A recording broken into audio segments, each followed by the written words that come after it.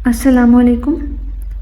حضرت علی رضی اللہ تعالیٰ عنہ کا ایک بہت مشہور واقعہ ہے کہ آپ ایک دفعہ چند صحابہ کرام رضی اللہ تعالیٰ عنہ کے ہمراہ ایک مسجد میں نماز ادا کرنے کے لیے تشریف لے گئے، تو آپ نے وہاں ایک بدو کو اپنا گھوڑا اور اس کی زین دے کر اس کی رکھوالی کے لیے کھڑا کر دیا۔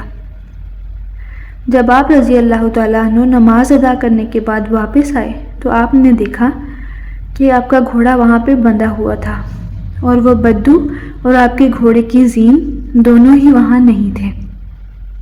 تب آپ نے ایک صحابی رضی اللہ تعالیٰ عنہ کو کچھ رقم دے کر بازار بھیجا تاکہ وہ آپ کے گھوڑے کی زین لے آئے۔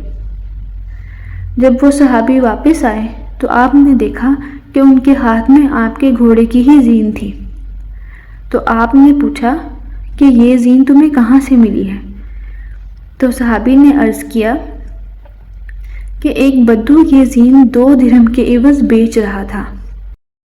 تو آپ رضی اللہ تعالیٰ عنہ نے فرمایا کہ میں نے یہی سوچا تھا کہ جب میں نماز ادا کرنے کے بعد واپس آؤں گا تو اس بدو کو گھوڑے اور زین کی رکھوالی کے عوض 2 درہم انعام دوں گا۔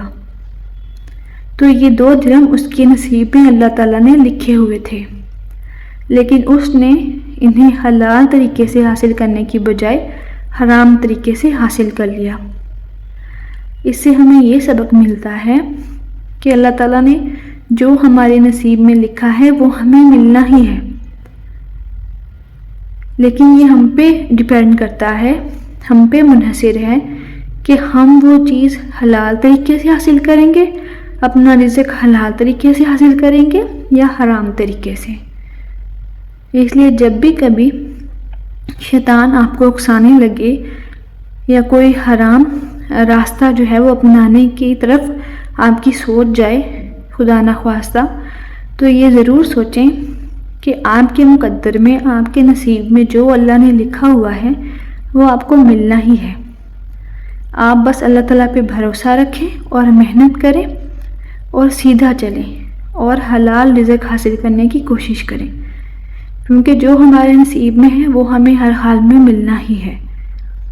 اور اگر حلال طریقے سے حاصل کریں گے، محنت کر کے حاصل کریں گے، تو اس میں اللہ تعالیٰ کی ناراضگی بھی نہیں ہوگی، اللہ تعالیٰ کی خوشنودی ہوگی اور اس کی برکت ہی الگ ہوگی۔